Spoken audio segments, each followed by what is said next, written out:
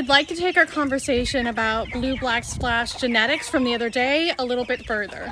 So if you're new here, we're talking about blue black splash genetics when it comes to chicken and their feathering, and I just posted a video about this the other day talking about some of my blue black splash, well, my blue laced red Wyandottes, so go check that out to get caught up to where I'm coming from now. So I work most frequently with blue laced red Wyandottes and blue and black copper Marans. However, I have two separate pens for my Marans. I have one pen that's just my black copper Marans because I want to work on just that color and just that line, so I breed black to black. And then I have a pen of just blue copper Marans, and that's where my BBS comes from. With my blue lace red Wyandottes, I breed blue to blue, even though if you go back to that other video and you look at that BBS color chart, you'll see that if you breed black to splash, you'll get blue every time. Even though my desired outcome is blue feather type, I always breed blue to blue to try and get that feather type, because I found that breeding black to white or breeding blue to splash to get those blue colors actually dilutes the color blue that I'm looking for, and I really want that like deep blue Andalusian sort of slate blue in my programs, and that's why I breed blue to blue.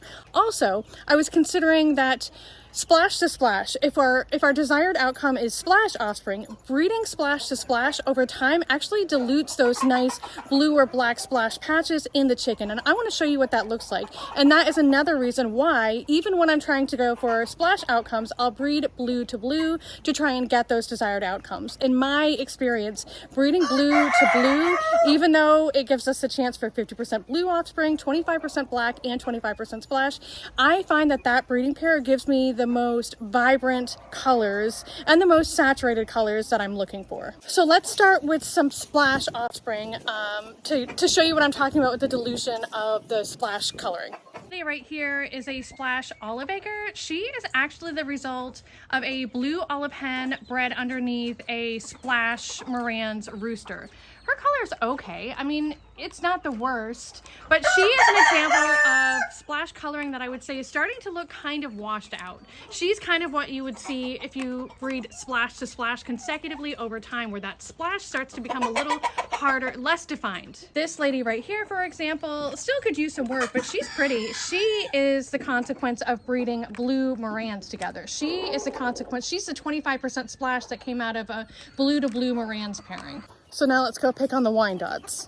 I've been taught with Wyandottes and Marans that we always go for type, so like the shape of the body, really above anything else. And then you look at colors and shafting and lacing and things like that secondary. And that's why I actually have this splash laced Wyandotte in here, even though, like I said, I like to breed blue to blue, because she's just such a beautiful type.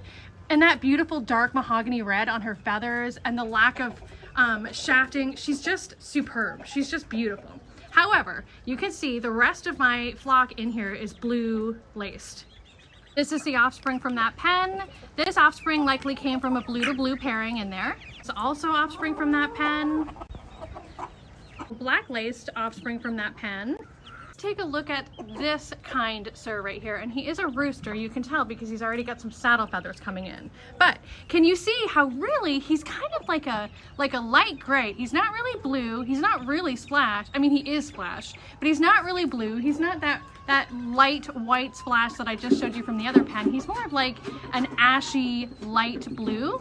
This guy right here is likely the pairing of that blue rooster and that splash hen and their offspring. Sorry, buddy, I'm not picking on you. I'm glad you're here. I really can't wait to see how you continue to grow out. Another one growing out from that pen. And these birds are all still very young, obviously. They're just juveniles, and a lot can change between now and their first molt. So I'll continue to keep you updated as they grow out to show you the different color types and kind of what we're looking at out of these BBS pens.